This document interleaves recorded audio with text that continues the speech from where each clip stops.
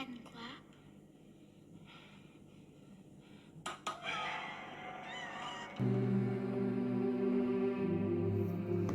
Known as demonologists, paranormal investigators, what we call ghost hunters, kooks, wackos, but we prefer to be known as simply as James. I've probably written an essay on it. Paul has probably watched it in order. And Colin, Probably not seen it. how are you, mate? Aye. Fine, thanks. Raring to go. Good. So that was a wee kind of play on a quote from this week's film, The Conjuring, that we are reviewing, and that film was, excuse me, picked by you, the watchers, the listeners. We did something different this week. We put 3 films on the social media, Facebook, Twitter, and all that, and you made the decision. So the choices were The Conjuring, Sinister, and Secret Window. And with over 50% of the vote, it was The Conjuring. So here we are. Are you happy with that choice, Colin? Aye, apart from the £5 I had to spend on a DVD, because I voted for the option that was on one of the streaming services I had. But yeah, happy to go. I did notice that you voted. I just take out the voting process and just let the people decide. Well, it wasn't my option, so I thought it was fine that I took part. Aye, that's fine then. I can vote this week because it's not my options. Right, okay. So before we get started then, you can follow us on Twitter, Instagram, Threads, TikTok, Blue Sky, which I always forget to post on, but I'm sure Paul and Colin do it for me. Facebook page, as well as the community page that exists. You can also watch and listen to us on YouTube and Spotify. We're available on Apple Podcasts, Audible, and Amazon Music. We are also part of the Podpack Collective, which is a bunch of like-minded independent podcasters who are trying to make a better scene of the independent era scene. So get on Twitter and give them a follow. As I always say at this point in time, it's not always just movie and film reviews and TV shows and stuff. It's a variety of different things. So go into the Twitter link tree, check them out, and then you might find something that you might want to follow in the future.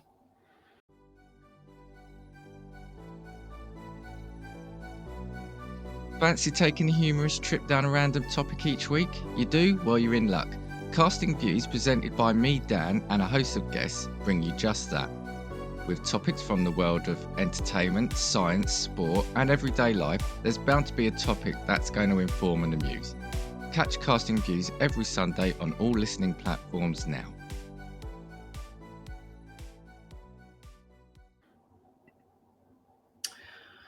Okie dokie. Right, okay. So that's that done.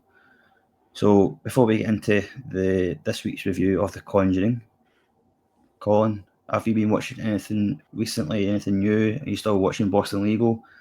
Talk to me.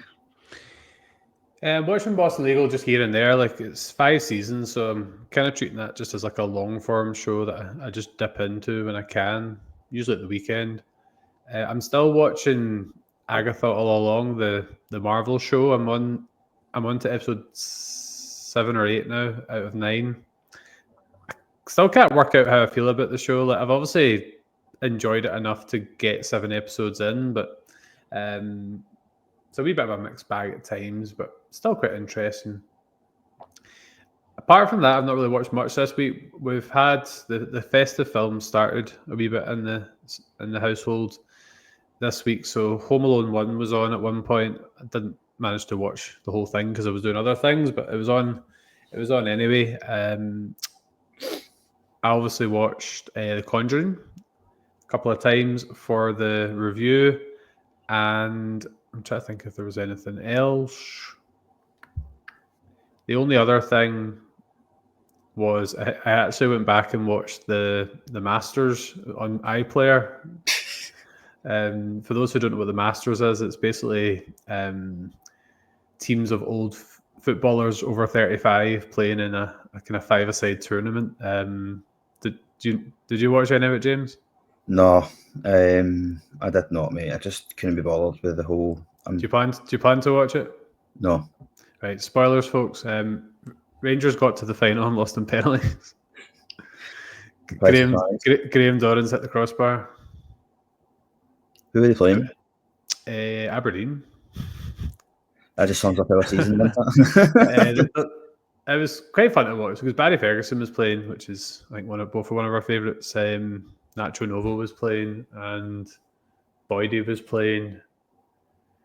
And big Bruno Alves, that was quite funny. He was just battering people all over the place. Pedro Mendes as well.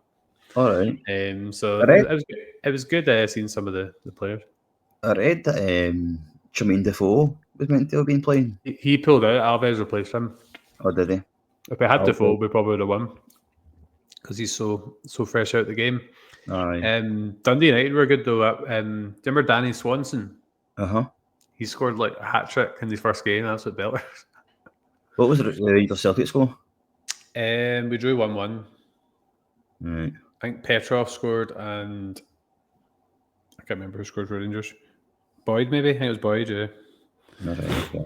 Anyway, enough of the Rangers chat, but yeah. Enjoyed checking that. A wee bit of nostalgia. I suppose it is better to watch that than it is to watch the current Rangers team, to be honest with you. Enough said about that at the moment. Yeah. For me, in terms of what I've been watching, I've went back to revisit Lost. I feel like I say this pretty much every Gotta go back. But aye, so I've started from season 2 because I've seen season 1 that many times, mate. You know what I mean? No, I always kind of just give up because I've got stuff going on. Do you know what I mean? So season 2, and I'm currently on episode 6 now of that. So as we are currently recording, so I'm planning to watch all of that again to the very end. I'm like really looking forward to the Lost documentary that's going to be released soon. Because I mean, I did read that thing that Jack isn't taking part in the documentary. There's been a bit of friction with him and the cast, I think. Aye. Well, Kate, what's her name again? Can't remember her name. Evangeline Lilly. Yes. Evangeline Lilly. She said that Jack, or his name, I can't remember the guy's name now. Matthew Fox.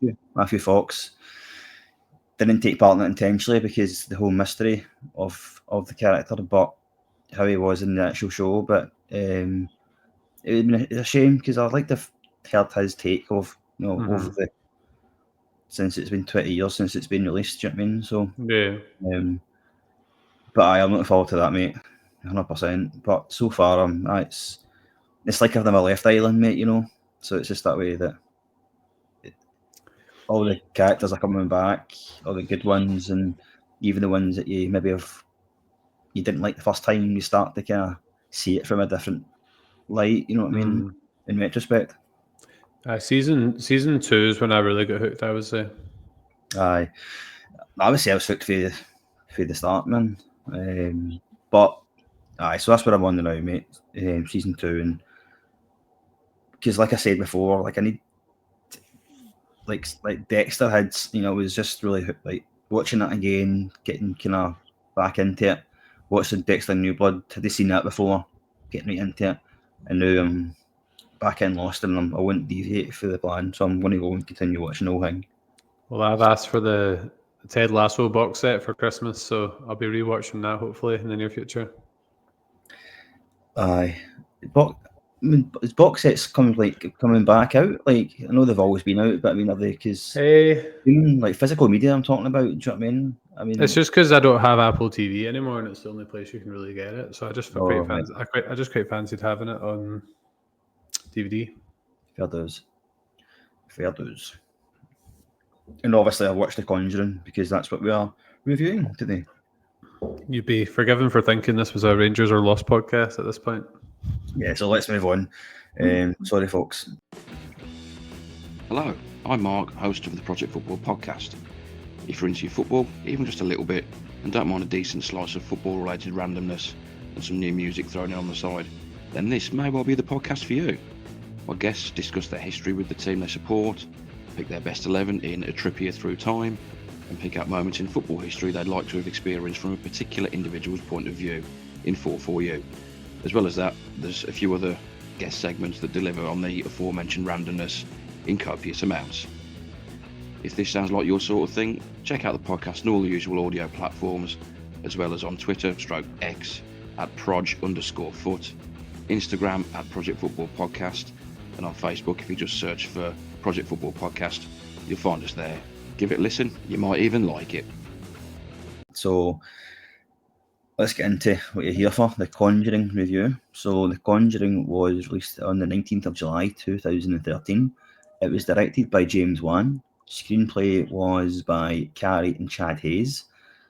The cast is Vera Farmiga, Patrick Wilson, Lily Taylor, Ron Livingston, Shanley Caswell, Hayley McFarland, Joey King, Mackenzie Foy, Kayla Deaver, Shannon Brooke, and John Brotherton.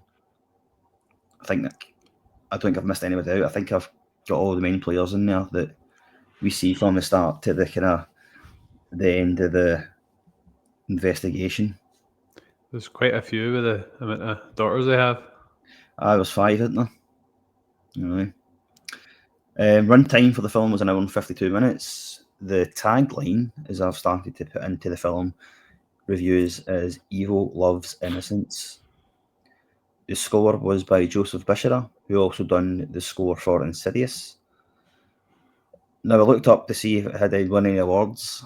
No, it didn't win any Academy Awards, but it did win the Saturn Award for Best Horror Film in 2014. So I'd never heard this Saturn Awards myself, but I thought I'd just throw that in there. I was actually thinking this earlier. I think we should, each film we do, we should share the most random reward they've got. Okay, let's do that then. So it doesn't have to be Academy Awards, but aye. So it won the Best Horror Film, and it was a Saturn Award. Okay.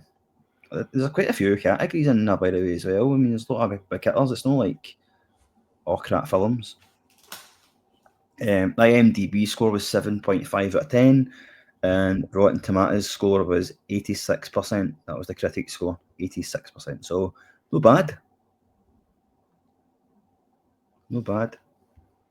I was expecting the critic score to be a little bit less than that, to be honest with you, because they always are in Rotten Tomatoes. But anyway, so for those who haven't seen The Conjuring, it was released in 2013, as I said.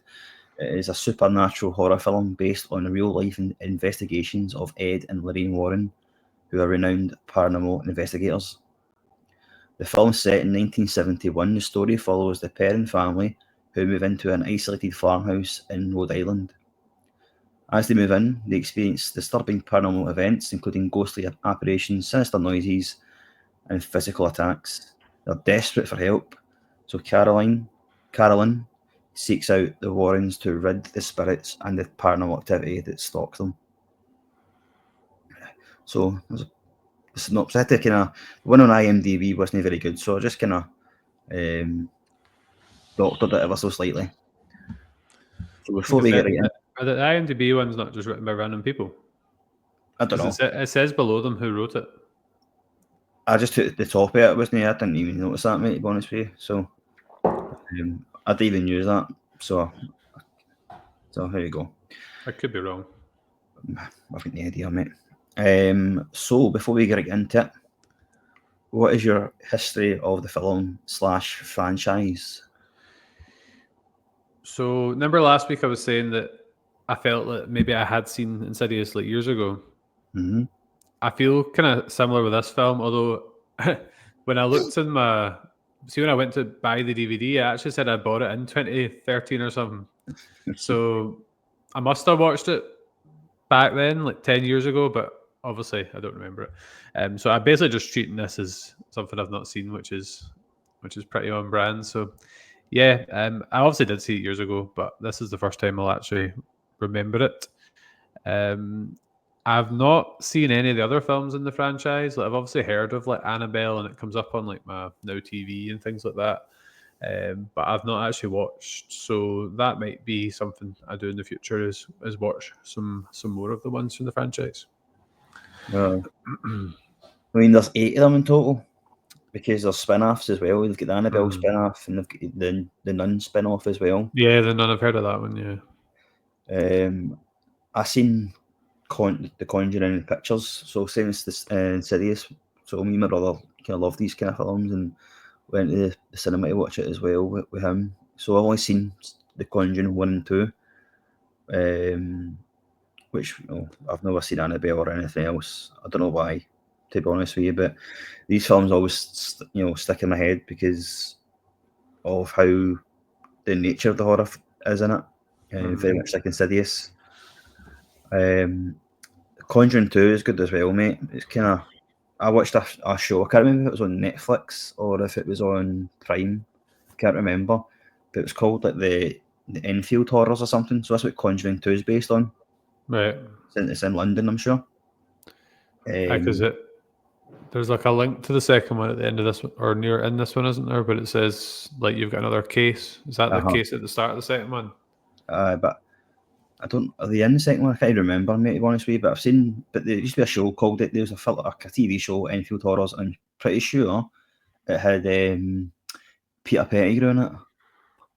I can't remember his name. Timothy Spall. There's the Harry Potter reference because I was struggling this week. Timothy Spall, is that his name? Yeah. So he's in that, I'm sure. Which it's a decent watch, especially if you like this sort of thing. So that's my history of the franchise. So like you, mate, I'm going to go and check out the other ones today because I just didn't get around to doing it the last time. I'm not putting a timestamp on it, but I'll probably watch the ones that are... I think Annabelle and the Nun, I think they're on Now TV, so they're ones I could quite easily check out. Aye. You won't have to fork out $5 for a DVD. Right, okay, so let's get into it. So I did the disconnecting thing with my elbow. Whoops. I thought I've seen you even off in mute. I thought you'd done that and I seen you struggling. I need to tie my hands behind my back like the demon. Right, so the opening scene of the film is the kind of Annabelle doll case. Again, it's set back in 1970s, so a long time ago. There's two young girls in the house. We get a lot of tension. There's knocks on the door and things. So this is the first introduction to the paranormal activity, if you want to call it that. But it's nothing to do with the actual film itself. It's just kind of a backstory of this doll. What did you make of that scene, mate? It was a bit confusing in a sense because it made me think that the film was going to link in a lot to the doll, but then it became a wee bit of a red herring in a sense. But it's an effective way to start the film because ever since like Chucky, everyone's absolutely terrified of the dolls. So I suppose it does kind of set the scene, and it also establishes the Warrens as the investigators as well. Aye, I mean, you get the sense of like the knocking on the doors and the doors opening, the cryptic notes that is left. What did you make of the actual doll itself, the appearance of it? It was I don't know, like I didn't actually find... I don't know if I found this one as scary as some of the other ones I've seen. I don't know why. Maybe it was just like the time of day I was watching it, but I don't know. I didn't find the doll that scary, really. There was other parts of the film I thought were scarier than the doll, to be honest. Aye. I mean, I thought the doll was... Dolls are creepy, don't get me wrong, but aye, they're maybe a wee bit overdone in a sense. Possibly. I mean, I don't have an opinion on dolls anyway. I know you said dolls are creepy, but I think the nature of this one with the eyes and everything, it's obviously meant to make you feel uneasy and things. I thought the Annabelle doll was well done, mate, to be honest with you. I felt sorry for the daughter of the Warrens. Imagine having a room like that in your house. I know. I mean, She's going to need some therapy when she's older. But it's the safest place for them, isn't it? That's what they say in the film. So it kind of introduces the Warrens as the paranormal investigators. They're the ones that are, that can get rid of any spirits and things. And so it's a good reintroduction to them as well as the Annabelle doll. So I'm not going to go through every scene. There's some scenes a lot more important than others.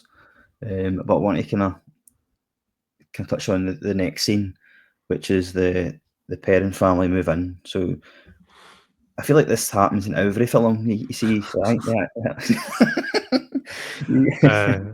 It's like, Insidious, and it happens in Sinister and all. Do you know what I mean? When the happy family are moving in, it's starting a new life. Oh, here we go, and then all hell breaks loose. I found out an interesting fact about the house. Apparently, the state they live in, or the state the house is in, you don't have to disclose any criminal activity, which would include like paranormal activity. So it maybe explains why they actually bought the house instead of staying well clear. Aye, well, Roger mentions he bought it from an auction, didn't he? So he didn't know who owned the house before that. But I don't think I said this, did I? It's based on real events. No, you didn't. Yeah. No, I didn't say that. But it's based on real events. I say that in quotations. Unsure myself, so I did a wee bit of digging on that, and I'll kind of throw in a few things later, like as we go through the scenes, because whenever it says it's based on true events, you're unsure if it really is.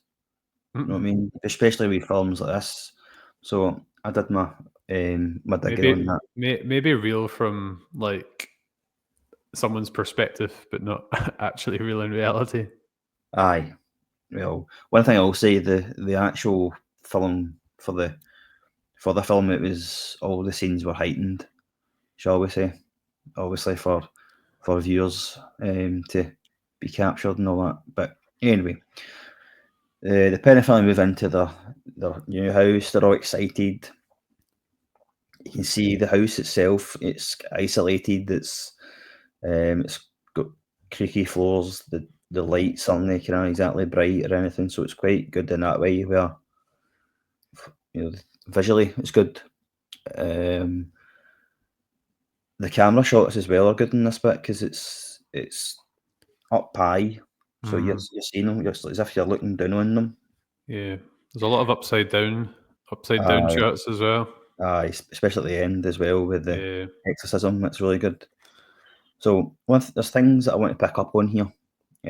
So everybody's going into the house. They're all excited, apart from the dog, who refuses to enter into the house because dogs and other animals have got some sort of sixth sense that they know there's danger in the midst. Obviously, I'll go into the dog later on, but I'm just kind of this scene, but I'm kind of moving on a wee bit as well. So as they get into the house, they see that there is the clocks as well. They stop at a certain time in the morning, 3:07, which is devil's hour, and that happens quite often. They hear a banging on the doors, on the walls, and then Carolyn wakes up with bruises on her body. So I know maybe I've kind of skipped a wee bit as well, mate, but in terms of the family moving in and the start of the noises, the creaky floors, the bruises, what was your take on the family moving in and the first kind of signs of paranormal activity? Well, obviously the first, you mentioned it already, the first kind of hint was the dog's reluctance to go into the house in the first instance. And I was watching this with Aileen, and she said, like, nah, that's it. I would have just at that moment, I would have like not went through with the move and moved elsewhere. So I felt that was actually one of the more kind of disturbing bits of the film, was the fact that the dog was too terrified even to kind of walk over the threshold. it smacks me right away. It's like, why would you buy that house? Like, it's just everything about it's obviously creepy, from the wardrobes to the clocks to just the place in general. Like, I can't ever imagine feeling at home or comfortable in a place like that. And obviously that's by design.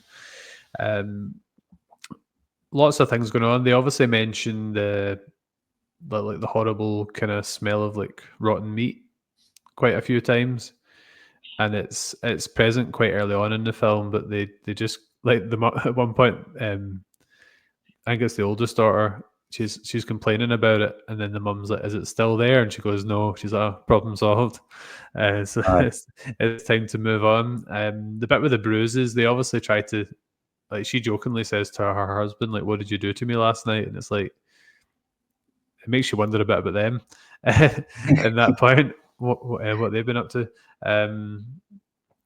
But it's, again, I think these are all hints that anyone who's watched a film like this before would immediately pick up on. So like the smell stood out, the bruises obviously stood out, the clock stood out. So they were dropping a lot, weren't they? They were dropping a lot of hints really kind of early on. Also, it wasn't until later in the film I actually realized there was 5 daughters, because I feel like there's because there's so many of them and they all have quite big parts. Like, I had it in my head there was like 3 of them, and then when it said there was 5 of them, I was like, oh. It's quite easy to lose track of who's there. And I would agree with you there, mate, because it is I think there's maybe too many daughters for the plot, just in terms of it being a wee bit. They could have condensed that maybe and just had more things happen to like 2 or 3 kids.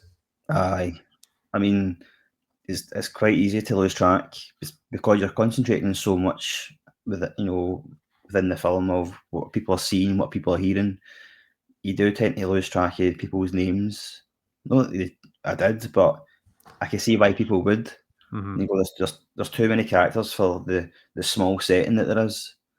Maybe that's to make it more claustrophobic and like cluttered. Well, I mean, I seem to mention this every week, but see, just the way the sun is right now, like I'm like grayscale, like the background, basically. Yeah, aye. Perfect for the review. So yeah, there's just one thing I want to touch on, because obviously you see him in the early scenes. See the dad. Yes. Just remind myself of his name. Roger, yeah. Did you not think his performance was quite bland, quite one note compared to the rest of the cast? Aye, I mean, I just felt he was lacking in a bit of like enthusiasm and just a bit of nuance, Aye, well, I compare him to Carolyn, for example. I mean, especially the actress who plays her was phenomenal. I thought, especially getting to the end of the film. Yeah, I agree. He has, aye.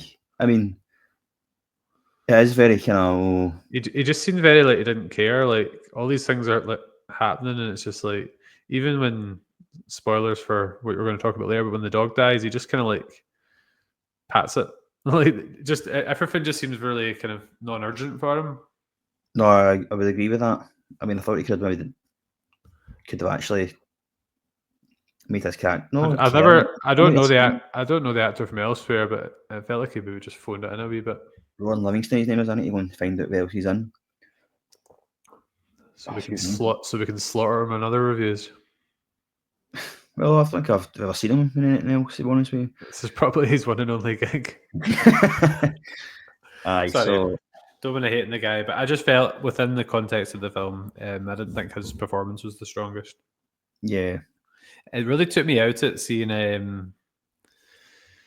want to get the names right. Patrick Wilson again. It just felt like, obviously, because we have just watched Insidious, and I remember you saying he was in this, and it's just like, it makes you feel like this is just like his new family, or not his new family, but he's like, this is where he went after Insidious. I mean, you must love a horror film. Do you know what I mean? To be honest, I think he's obviously got, it's the same director as well. So James Wan, isn't it? Aye. Who he also directed. There was a third thing, Conjuring, Insidious. There was something else that he directed that I'd watched. Saw. Yeah. Aye. I don't think he's in that, is he though? Patrick Wilson. I don't know if he's in that, but Saw might be one to do next Halloween, by the way. I know. It's a different type of horror, isn't it though? But aye. Patrick Wilson does like a psychological supernatural horror, so Yeah. aye. He is I good don't in know. them, though, to be fair. Oh, aye. He was one of the strongest in Insidious, I thought. Oh, aye. He's really good in that. I don't know if he's in right enough, Patrick Wilson. I need to go and find out, but I probably have seen other things. Is he related to Owen? Sorry? Is he related to Owen Wilson? Look. Wow. Wow. I can't do it. Oh, I just thought of a movie we need to review one day. The Internship. Not at Christmas time, but I love that film. Aye. I wonder when that come up. You watch it every term, don't you? Sometimes. Yeah. Right, okay. So is it the second night? I can't remember if it's the second night the dog dies. I thought the dog died the first night because no, it's the first night. They wouldn't come in at first, and then the next morning they don't want to give them some breakfast. Aye. The dog dies the first night, which I never like to see, mate, to be honest with you. Any animal dying, if I'm honest with you. I did think of you during that scene. I was like, James won't enjoy this one. Aye. I don't remember it happening in the cinema, mind you. But I didn't have a dog then, so maybe you've just blocked it out. Maybe. So it's a sad scene, but he sees is like it was. I think about it. It wasn't like a massive deal, was it? Or the dog stayed in the garden. They did have a grave for it. I noticed in one of the scenes. Aye. But at the time, it's like, Jesus Christ, man. I mean, I can't remember the dog's name. Sadie. Vincent. Lost reference. So it was good. It was good the way they did it, just with the girl screaming, wasn't it? Aye. And then they noticed as well that there was birds with broken necks as well. Well, outside. These demons just hate animals, don't they? Aye. So that was a bit. Aye. So they killed the dog quite early on. I mean, I don't think anyone expected that. I did. As soon as the dog didn't come in the house, I was like, the dog's not making it. Aye. Nah. I mean, I think if it is, obviously it's good. For a while where it's never good, is what I mean. But as long, I think if the movie progressed on, then you would think, oh, the dog's going to die. The dog's going to die. You would think, but it was that early on. Possibly, it might have not been as prominent in your head that the dog's going to die. Do you know what I mean? Mm-hmm. So it was, in that regard, it was a hard hit. I think it was important because it is more of a slow burner film compared to Insidious, but the fact they took the dog out at that point probably raised the stakes a wee bit. So it wasn't just waiting around for ages for something to happen. Aye. No, I did like the slow burn actor point of view, man. It just creates tension. It's what's going to happen next, and then the next night, something different's going to happen. So, where are we then? So Cindy, one of the daughters, sleepwalks, and this is important as well because she sleepwalks into the wardrobe, but she's headering, I should say, for the people who are watching who need subtitles. I do apologise. So she hits her head against the wardrobe. But at this point, Roger wakes up. He's working at his desk or something like that. He gets woken up by the noises. He gets woken up by the TV that's now off. It's on the white noise. So the kind of snowy screen. And he hears noises throughout the house. So he sees a door opening. He goes into the room to investigate it, and there's a window open. But as he goes closer to the window, the door shuts again with that creepy kind of creaky noise. He hears banging in threes. and then he goes upstairs, he hears more banging, and it's Cindy who has hitting her head off the wardrobe, the kind of antique kind of wardrobe. See, like, I'm going to ask you this scene in a wee second, but see, like, if this was you, if you put yourself in Roger's shoes, right, and you're hearing this stuff, and what would be your immediate reaction? Would you pack up and leave? It's difficult because I don't believe in paranormal stuff myself, so it's quite hard to put myself in the shoes of that. Like, don't get me wrong, like, see, after I watched certain movies like The Ring and Smile, which were two I found particularly frightening, I do the classic, like, look out the window and look out for shadows, that sort of thing. But, like, just like the Warrens do in this film, there's usually some kind of real world explanation for the noises. Like, I've got a creaky top step, but it's just that one step. But if you'd rather I answered this based on whether I believed in the possibility of these things. No, if you don't believe in paranormal activity, mate, and supernatural, then that's... Do you believe? Do you believe? Nah, I do not, mate. No. To me, I view it as a wee bit like you would. Oh, here's my link. View a science fiction film like Star Wars. You just got to suspend your disbelief for films like this, and like get yourself in the mindset of these things do exist, and that's why people are scared. Well, I know, but people are scared of supernatural. People believe in it. People aren't they, right? But what the film does do, and I include the ones we've done before this as well, it plays on your kind of irrational fears. Do you know what I mean? And fears like, under the bed. There's something under the bed. There's something in the corner. The noises. It's the fear of the unknown. You know what I mean? So it's not. Maybe it's not so much do you believe in the supernatural. Yeah, it's the fear of the unknown, really. That it's plain. It's a fair point. Do you know anyone personally that believes in these things? Like, actually believes? No, I don't think so, mate. Believes in ghosts. I told you about my teacher in primary school that told us our daughter used to levitate off her bed. Aye. She'd have liked this film. Aye, no. That's crazy talk, that. Anyway, so the wardrobe obviously is quite prominent in this scene because the wardrobe features quite a lot. So it's kind of a foreshadow of what's happening later on. There you go. My foreshadowing part is here. Yep. So the wardrobe plate, so it's like a homing device. So Cindy goes towards the wardrobe, and then later on we see the wardrobe again in a few different other scenes. So it's a foreshadowing technique for the film, and we'll talk about that later on.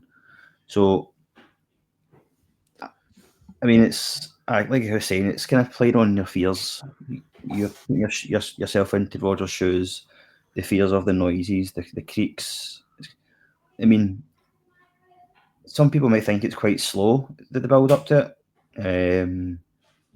Walking in and out of rooms and then there's nothing there, but I think it's quite good because, again, it just plays in your different types of fear. So he sorts Cindy sleepwalking, and he manages to stop that from happening, and it's all okay thereafter. But then the next scene.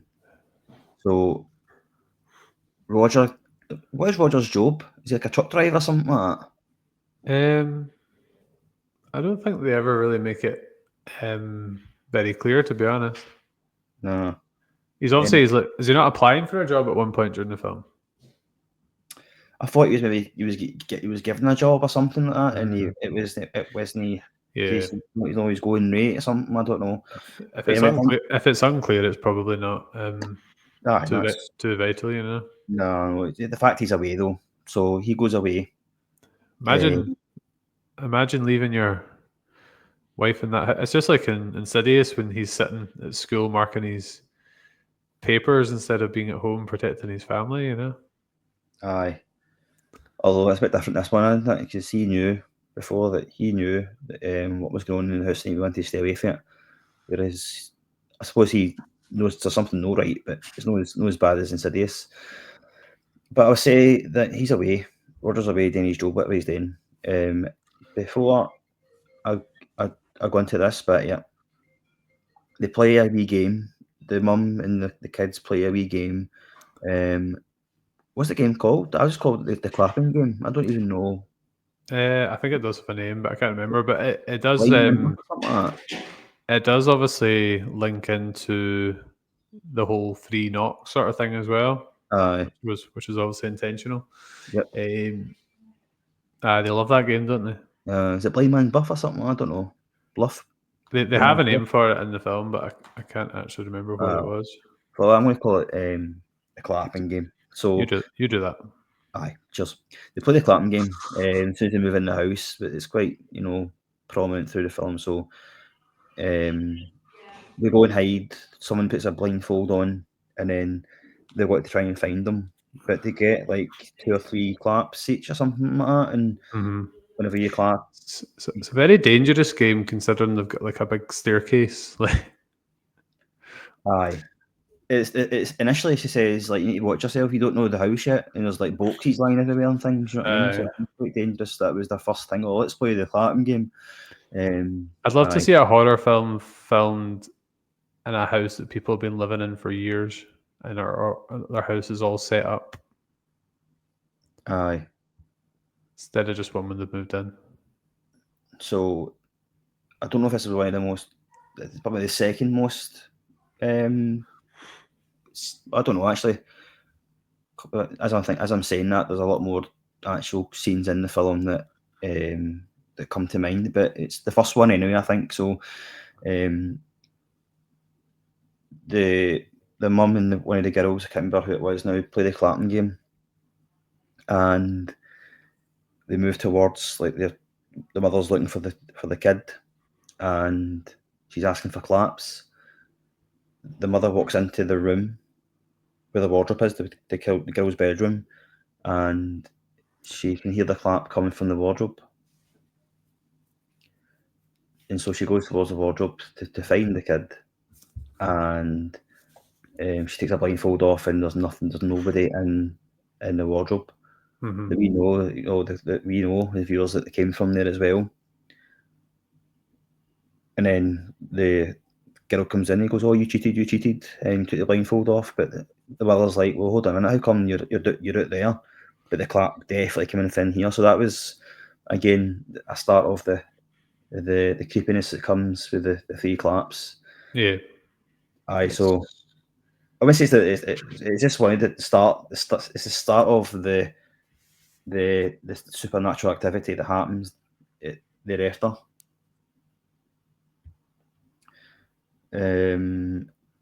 Later on as well,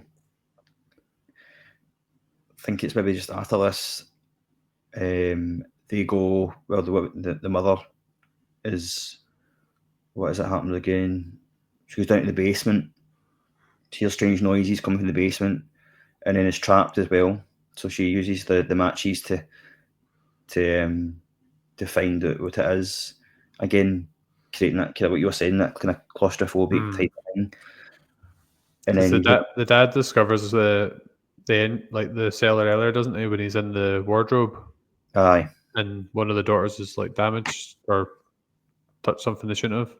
Aye. So I go down to the cellar, and there's a piano down there. There's like loads of old stuff. It's all covered up and things. I mean, that itself is creepy. Do you know what I mean? See, having like things in a house that belong to somebody else, I'm not a big fan of that, mate, either. Well, I found a few Christmas decorations in the loft that belonged to the previous family. However, I'm good friends with the previous family, so it's fine.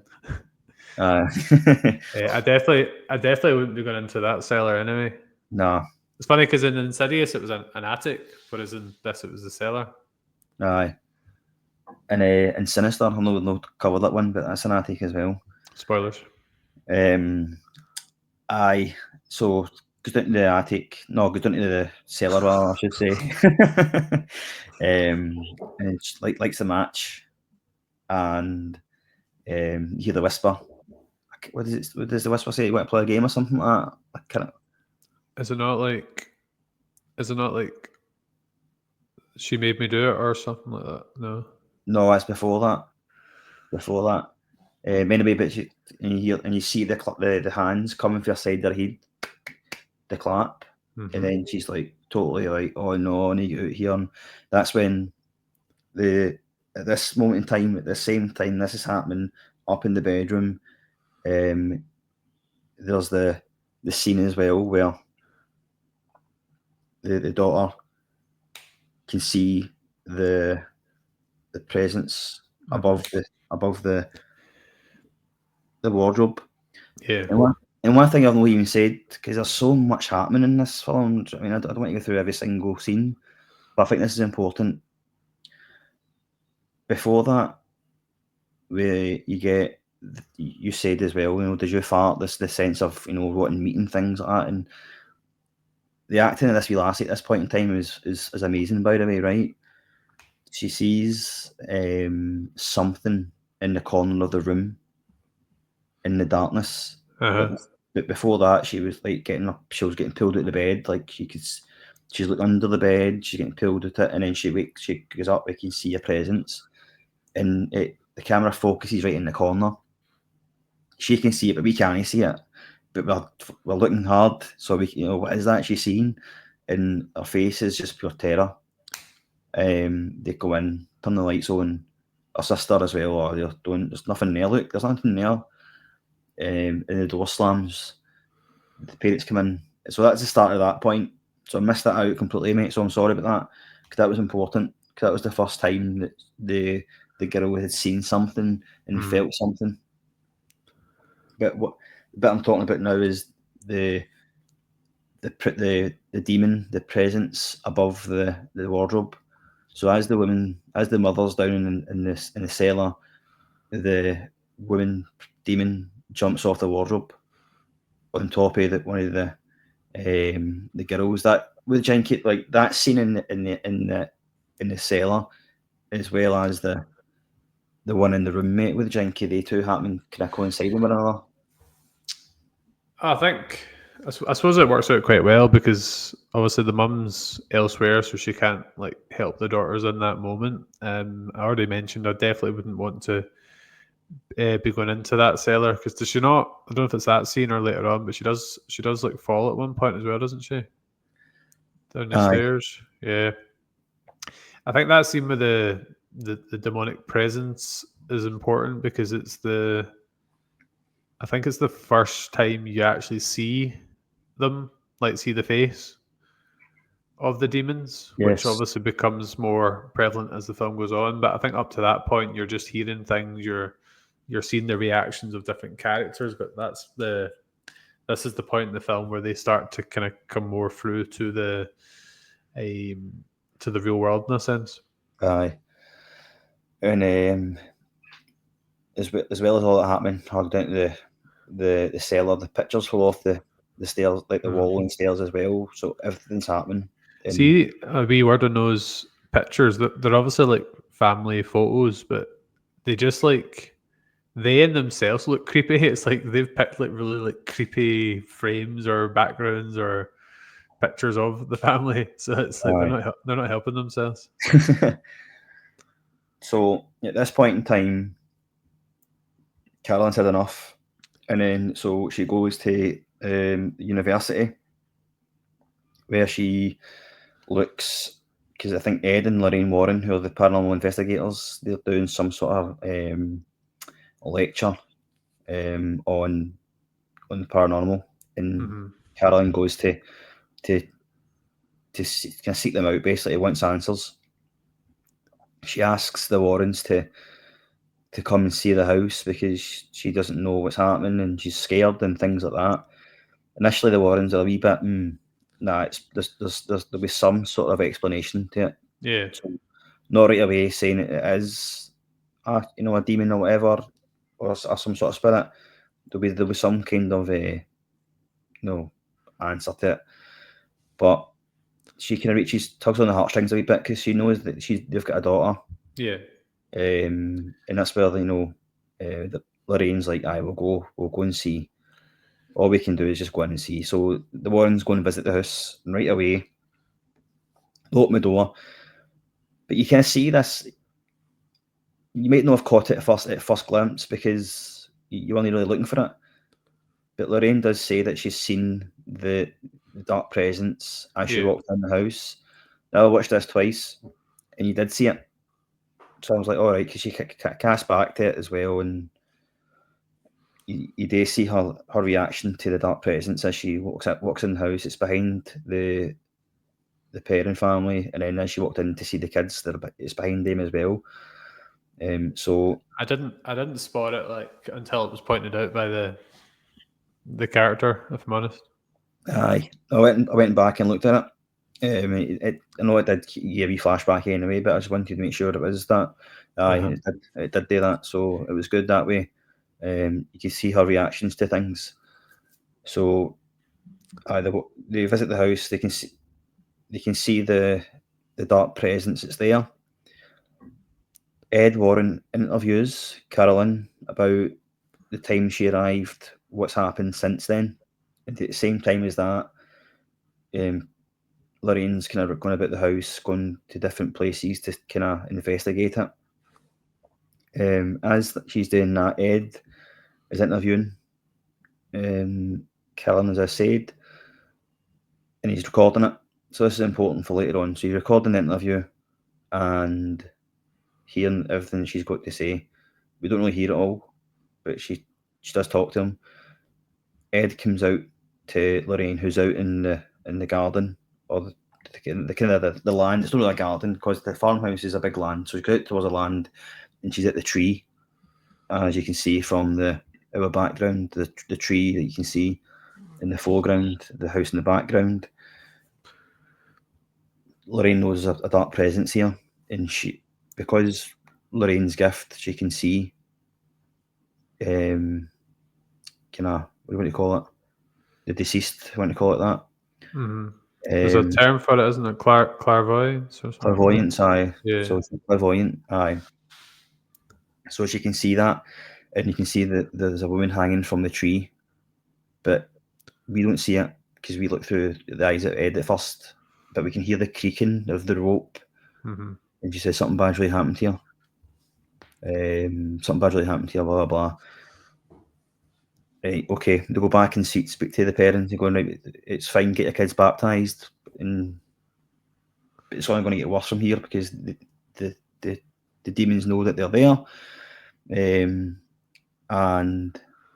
the bruises get a lot worse as well. You can see that from the interviews as well. So there's a lot happening here since the parents came in and the introduction of the parents. What was your take on all of that, mate?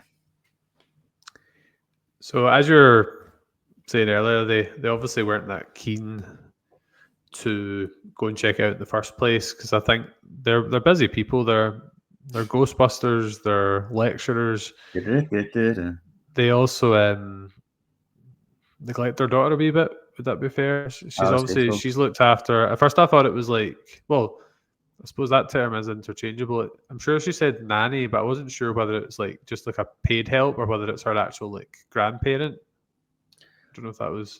I didn't really say. It just said she just called them nanny, didn't she? So maybe it is just a paid help. So the daughter's kind of a bit abandoned. However, as you said, they pull on they tug on the heartstrings and then they decide to go to see it. And it is quite interesting that the couple, essentially the Warrens, they split up, don't they? Because they've got different skill sets. So obviously the wife with the clairvoyance is looking for all these different parts. And on the topic of the tree swaying, this film obviously has the classic rocking, not a rocking horse in this one, but the kind of rocking chair, which is in my background, if you can see it. Also, they really don't help themselves. You know how we're talking about the creepy pictures on the wall? Yeah. They also brought a wind chime to the house as well and set it up. And I'm like, you're just waiting to be in a horror film here.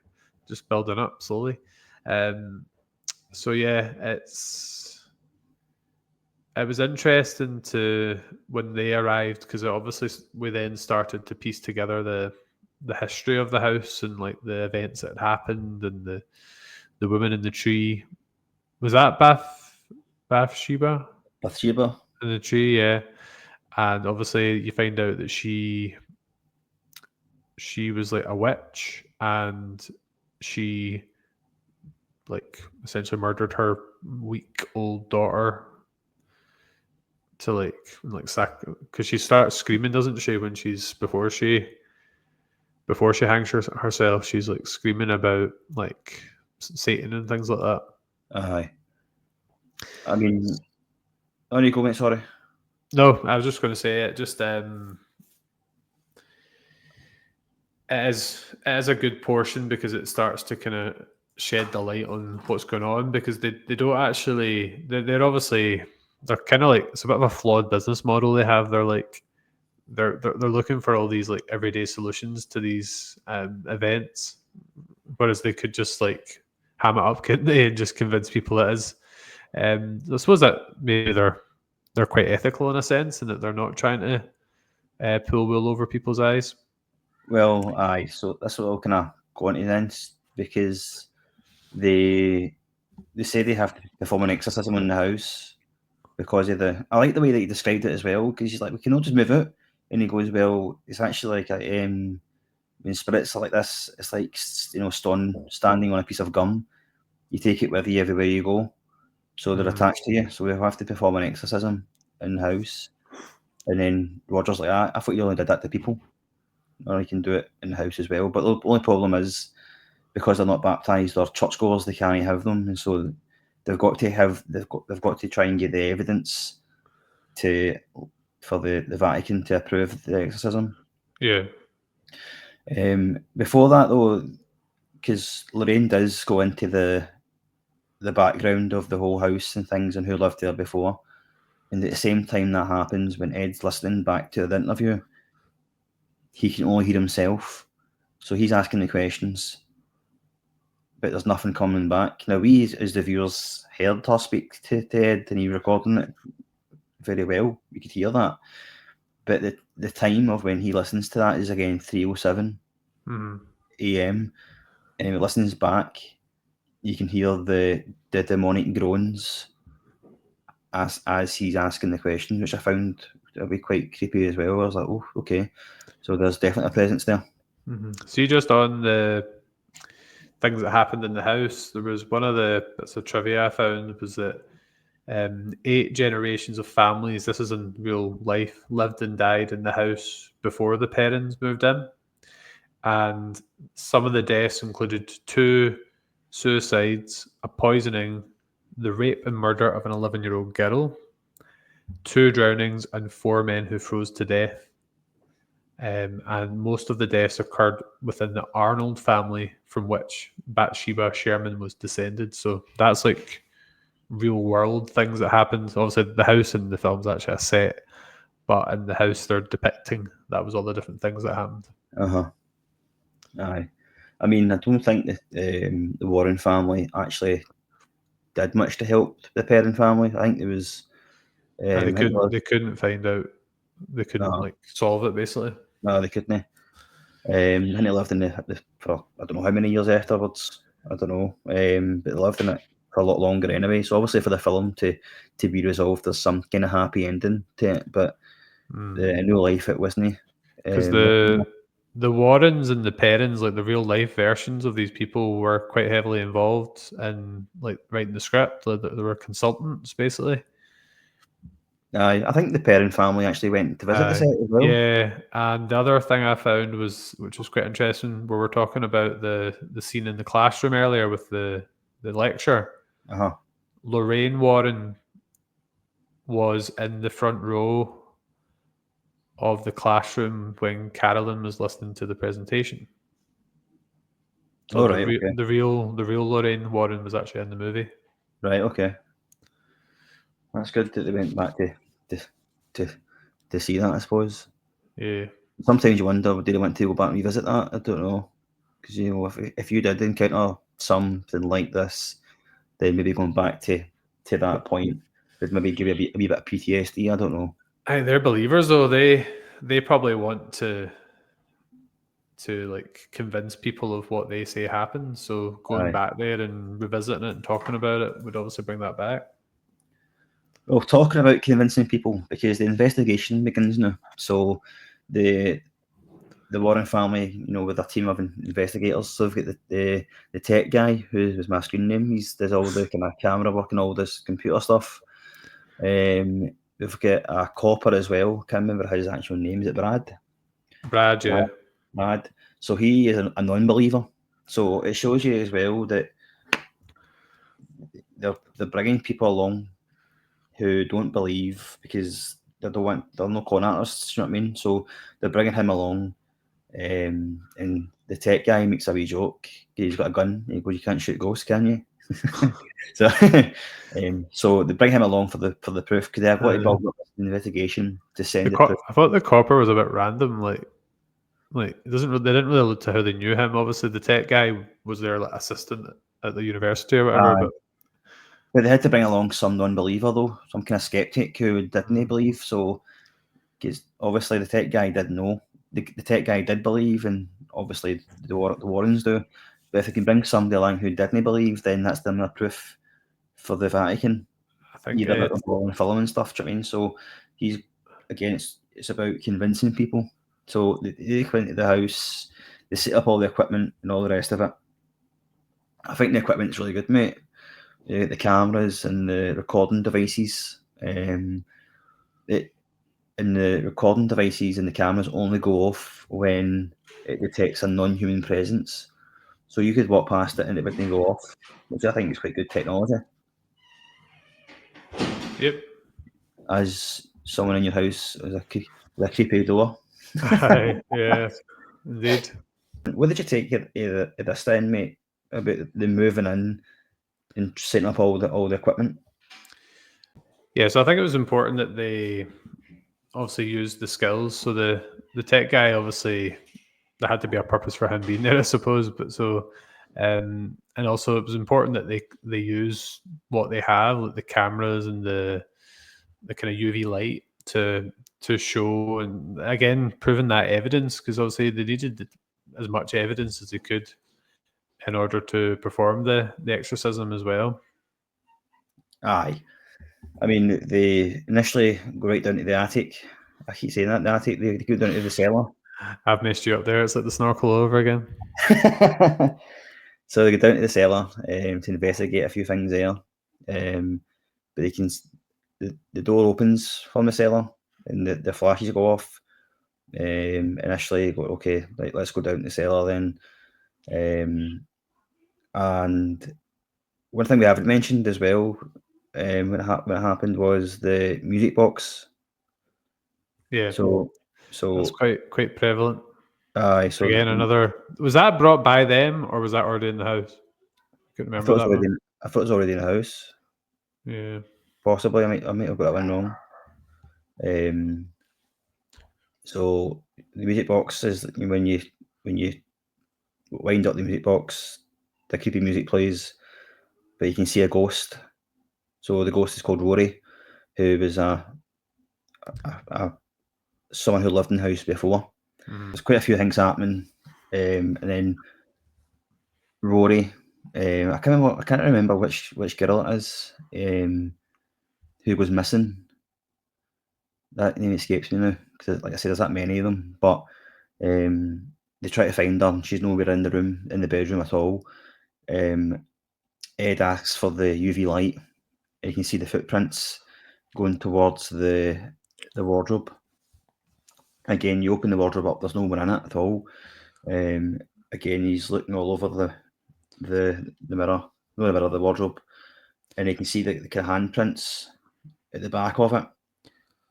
You can burst it open, and you can see that the girl's in there. It tells you again. There's kind of hints that Rory, he's found somewhere to be safe from the demon. So she's in there. They find her, and that's where I think because Lorraine goes into. Is it Lorraine or is it Carolyn? It's Lorraine that goes into the wardrobe. It's Lorraine that goes in, yeah. Lorraine goes into the wardrobe and and then ends up kind of falling down into the attic. The attic? I keep saying that. That is your fault, mate. That is your fault. I was doing very well until you'd mentioned the attic. So goes down to the cellar. Okay. I think it should be quite funny and ask Paul to. Just wait till Paul gets the hand on this. Right, Paul, you're going to have to edit every time I say attic. No, I'm not going to do that to him. Nah, so what happens? So they actually goes down to the cellar. And this is where it all kind of goes into it. Like, you can see Caroline's getting very, very, she's turning as it goes. But basically, when Lorraine goes down to the cellar, she gets this clairvoyance again, and she sees a woman, and she knows that through that, she knows what's happening. She finds out that it's Caroline that's been possessed. The bruises and that's signify the fact that she's getting taken over, and she's ended up killing or wanting to kill the daughter. Because that's what happened to someone else, not just Bathsheba, but there was someone else who was like possessed and then ended up committing the same act. Aye. So this revelation happens. It's like, all right, this is what's going to happen now. Goes up to tell everybody else, and this is where you start to see things kind of flying around the room. Initially, it's the girl's hair that's getting kind of pulled, and then she flies across the room into the chairs and stuff like that, and they cut her hair off. A lot of stuff happening here, isn't it? It's a bit chaotic. I was watching a YouTuber reviewing this film, and they were referring to this as like the yeeting scene. I'm sure you came across the word yeeting in school. Yeah. It's chaotic, man. At this point, Brad is, I think, the skeptic, the unbeliever, is starting to go, right, what is going on here? This isn't right at all. Because he sees somebody in the like laundry room, doesn't he? Aye. So I think he is now a fully fledged believer coming. So I think, the suspense is chaotic. I think it was good that way because we're starting to kind of, because as soon as the Warrens kind of moved in, if you want to call it that, then things just started to move up a notch. We get to the scene now, kind of where we've got the evidence. We can see it for ourselves. There's there's loads of stuff happening, and then we've got the possession. So the possession of Caroline. So her condition, as I was saying, it deteriorates quite rapidly. She's becoming less herself, and she's basically, they have to do an exorcism on her. But Ed doesn't want to do the exorcism at first because he's no Qualified. He's not qualified for it.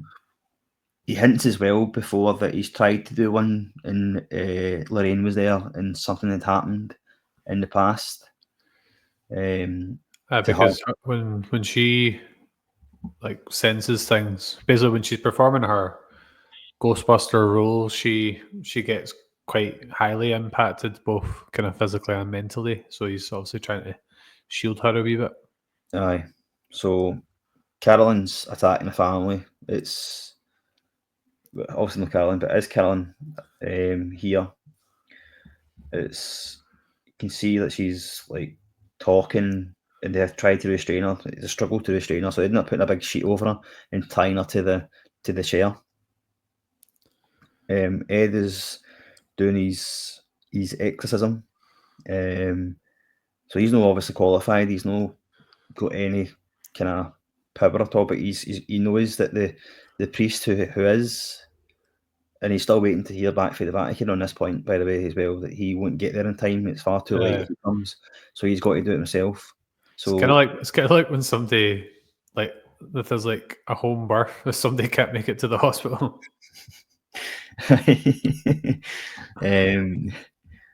So I think that the cellar itself, there you go, I said cellar, itself is a good place for it all to happen, because that's where all the kind of darkness seen really at the end.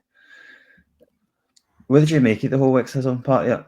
I don't think you mentioned this, but obviously they actually move out the house for a short spell. They go to a motel, and then Carolyn actually takes 2 of the 5 daughters, whatever ones it was. She takes them back to the house to murder them, essentially. We talked about the actress that plays Carolyn, which was Lily Taylor.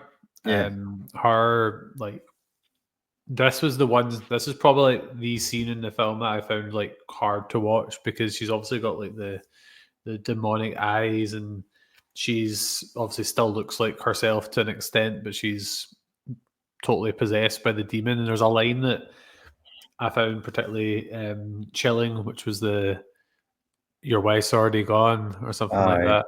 And now you're all going to get killed, or something like that.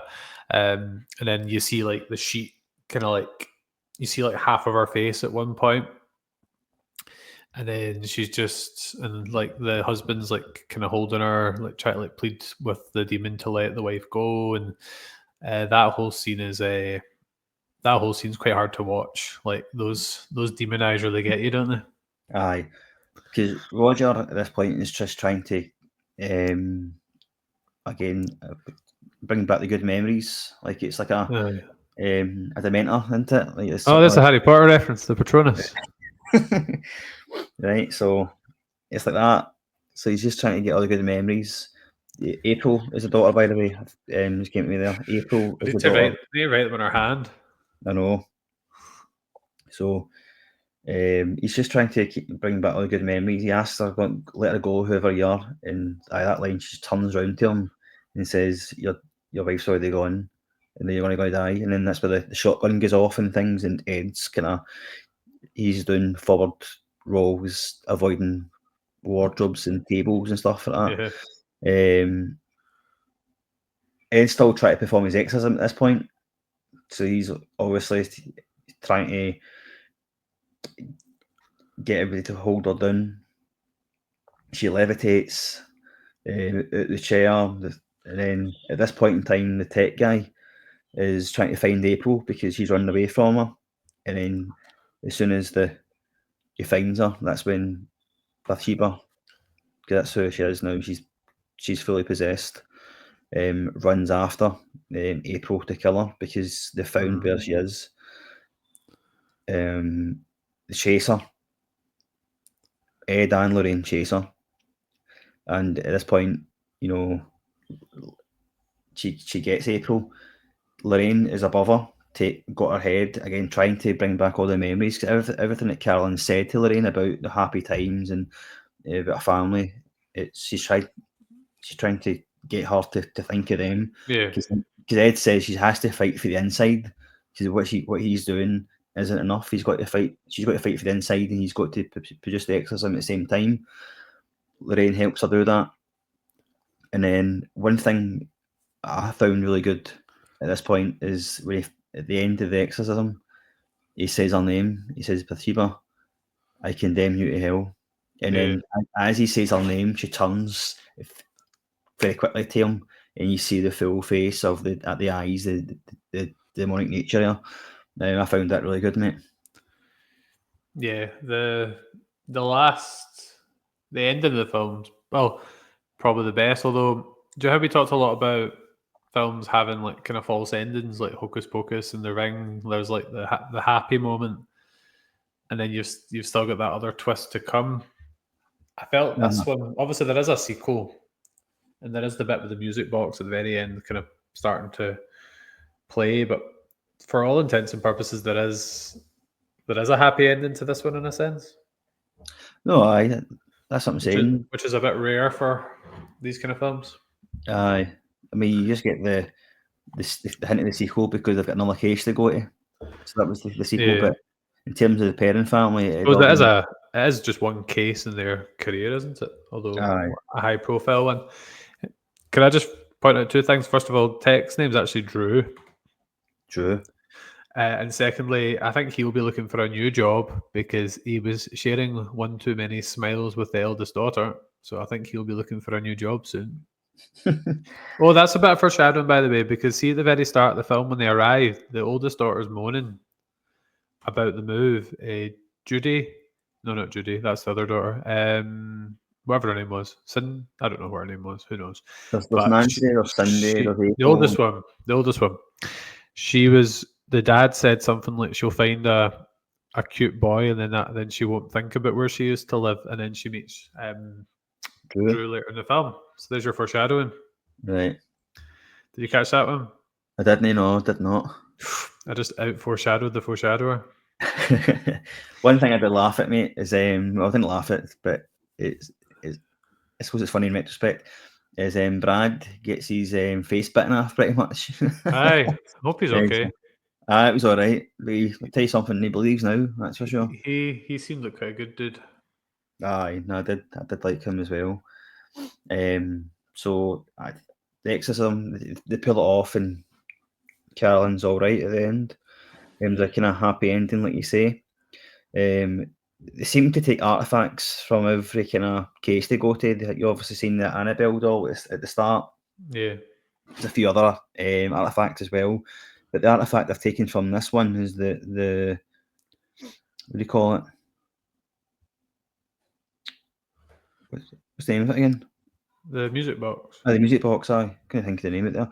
The music box, and they place that into the room of artifacts. One thing we didn't really touch on was the Warren's daughter Judy, because there was a couple of big scenes. There was the one where Lorraine thinks she sees her in the water. Aye. And then she like phones up the nanny to make sure that she's safe. And then there's the bit where I think the spirit goes to the Warren's house and attacks the daughter to like warn them to stay out of the case. Because the daughter sees the rocking chair, but it's your background, and then the chair flies towards the door, doesn't it? Oh mate, yeah. Aye. So there's that bit as well. Aye. I don't know what I thought of that bit though, because it just seemed to be. The daughter seemed a wee bit too. I don't know if she was completely necessary to the plot, apart from just maybe mirroring the fact that the Warrens are parents, as are the other ones. But I think you probably could have taken Judy out of the film, and it wouldn't really made a massive impact. No, I agree with you. Because it did seem a wee bit just like random, and just kind of took you away from the kind of main plot line. Aye. So return to normal, I suppose. The parents have got their normalcy back. They're all smiles. It's like a wee happy ending at the end of that, man. So that's it. Like say, they finish up putting the music box in the room of artifacts, along with everything else. And then they get a new case to go to. And at the end of the film, as the credits actually appear, you see pictures of the actual real Perron family. Did you watch the end credits? Don't think I watched it in detail, to be honest. No, I watched the end of it. So it had all the pictures of them from that time, and the Warrens as well. Mm-hmm. It shows you the Warrens in the actual lecture theatre as well. And so I mean, I don't know. I mean, well, I have the DVD now, so I could always go back to it at some point. Yeah. So in terms of the real life part of it, I did a bit of digging. So they did have 5 daughters. They did experience noises. Obviously, it was heightened for the actual film itself. It wasn't as bad. There was no levitation or anything. That was all kind of made up. According to real life as well, it was actually a seance they used to communicate with spirits. So there was no evidence of a seance in the film. Also, you were right about the Bathsheba Sherman. She's a real person who lived in the house. Local folklore painted as a witch, although there was no concrete evidence of that. In the film, there seemed to be as if there was a lot more evidence. Yeah, so I don't think the warnings didn't really help them as much. Like it's so they did stay in the house a lot longer. So there you go. I've got a couple more wee bits of trivia I picked out. It says when the movie was shown in the Philippines, some cinemas had to hire Catholic priests to bless the viewers before showing it. This was due to some viewers having reported a negative presence after watching the film. The priests provided spiritual and psychological help to the viewers. So that was in the Philippines. Andrea Perron, like one of the real life Perrons, wrote a 3-part book based on her experiences in the house, titled House of Darkness, House of Light. And there was something else that I saw. This is a good Batman link for you, because I don't think you came up with one. No, I didn't. So one of the child actress, like the daughters, Joey King, I can't remember what daughter it was, but she played the young Talia al Ghul in The Dark Knight Rises. All right. So there's a Batman link for you. And the last one, the composer Joseph Bishara actually portrayed Bathsheba in the movie, and he also played the lipstick-faced demon in Insidious, the Darth Maul figure. All right. So he had the kind of 2 different roles there. Didn't realise that he did that as well. That's good. Yeah. So didn't really touch on the music either, but the score. I thought the start of it as well was again very much like Insidious. Well, being the same person who did that. Is that you kind of right away? You know, it's going to be a scary film. Yeah. With no blood at all. Because it got its. I was reading up. It got its rating. It's R-rated rating just because of the scary scenes. Because there was no like violence or swearing or anything like that. No, which I think is quite good, mate. Do you know what I mean? I think it's you don't need blood in a film to be a horror film. You know, like a slasher or that. Right, okay. Before we ask you for your seismic stars, mate, I am going to give out the Twitter. So we put some comments on Twitter, what you thought of the film.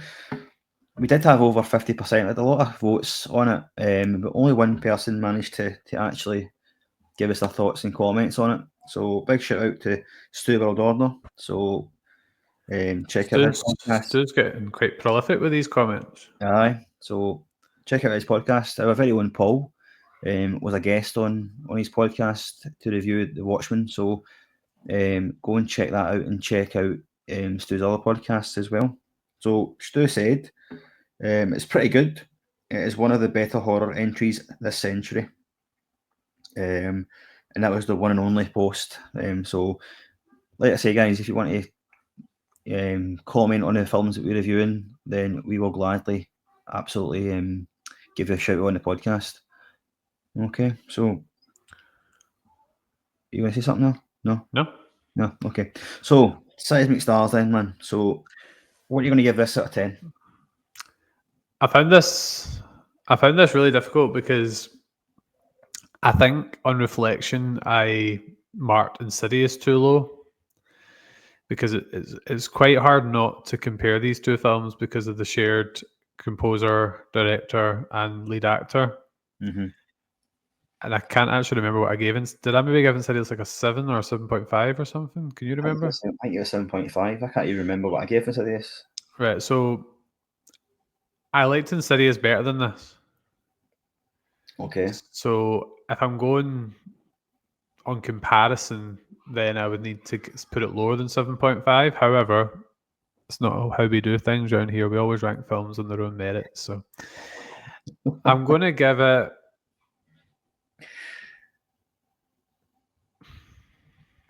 I think I will give it a 6.5.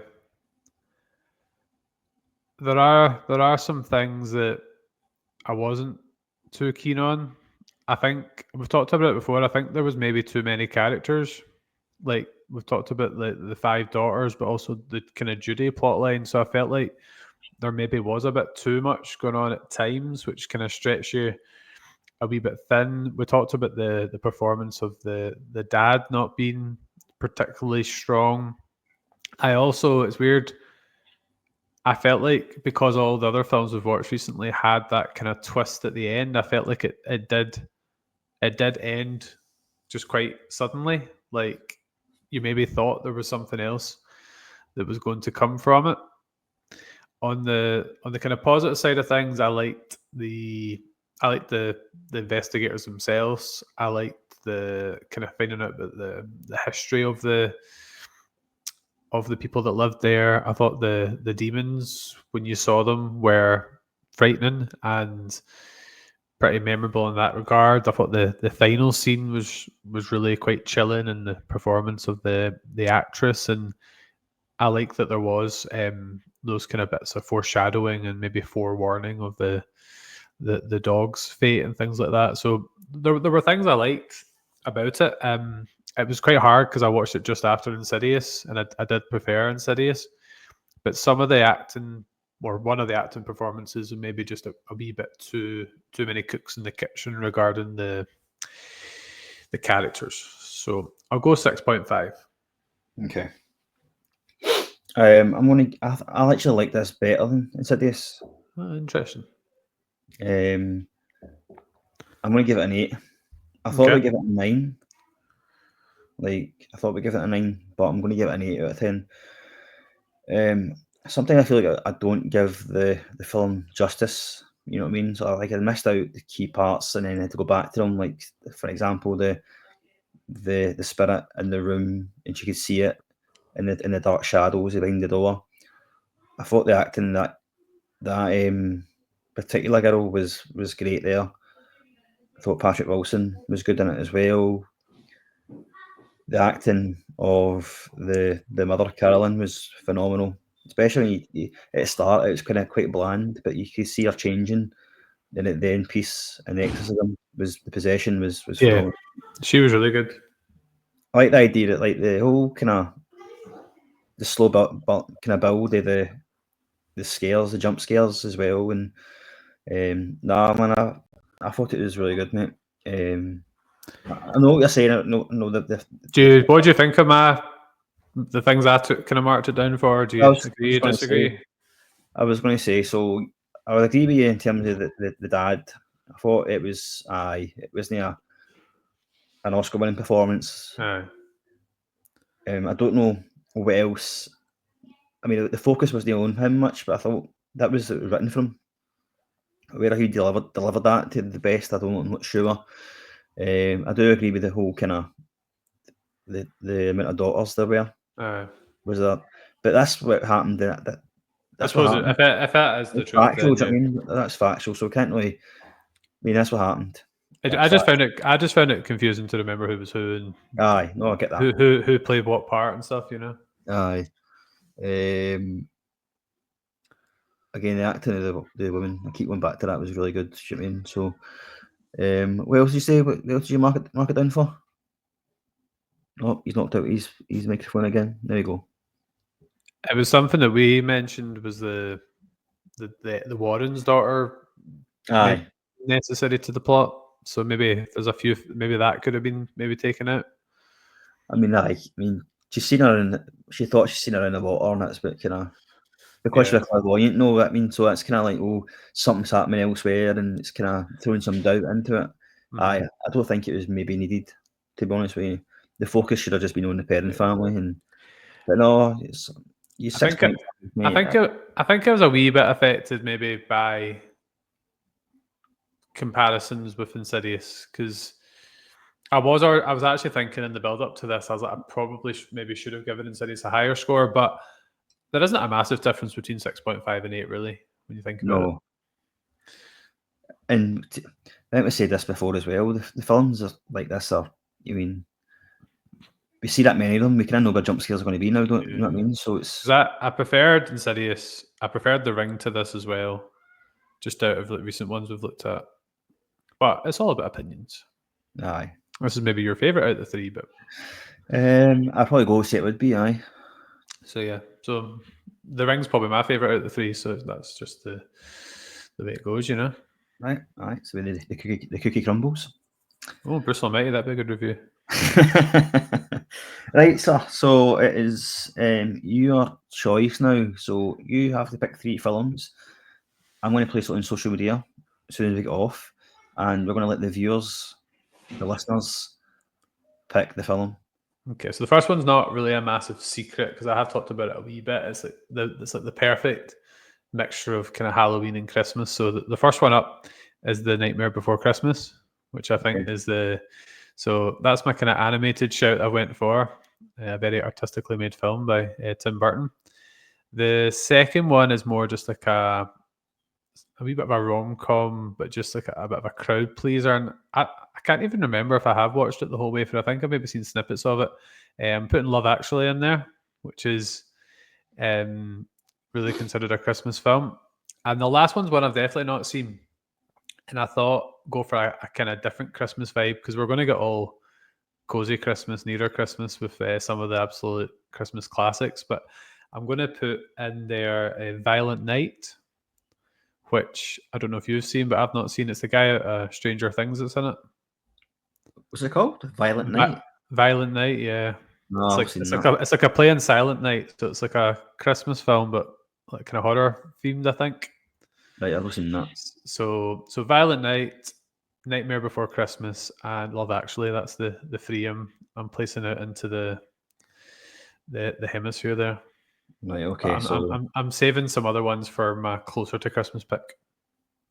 Okay, so I'll place them on the socials since they're off. And we'll see who wins. Okay. Any surprises there? But from you? Aye. But I didn't expect the choices. Probably didn't expect. I expected the first one, Nightmare Before Christmas. I didn't expect the last 2, to be honest with you. Yeah. It'll be interesting to see what comes up. Aye. Right, okay, so that's us then, mate. Yeah. So I'm just going to do a wee bit of... So if you like or dislike anything you want to say about us, well, not about us, about the if you want to say anything you like or dislike about us, then you can as well. But you can be nice. You can get us on Twitter, Instagram, Threads, TikTok, Blue Sky, and the Facebook. Again, follow us on... Watch us on YouTube, Spotify, Apple Podcasts, Audible, and Amazon Music. Okay, so I want to finish up with a wee quote. Diabolical forces are formidable. These forces are eternal and exist today. The fairy tale is true. The devil exists. God exists. And for us, as people, our very destiny hinges upon which one we elect to follow. I'm James. I've probably written an essay on it. Paul's probably watched it in the wrong order. And Colin? I've probably not seen it, but also you were talking about who we should follow. You need to make sure you follow what's the script. Aye, follow. Right, thank you.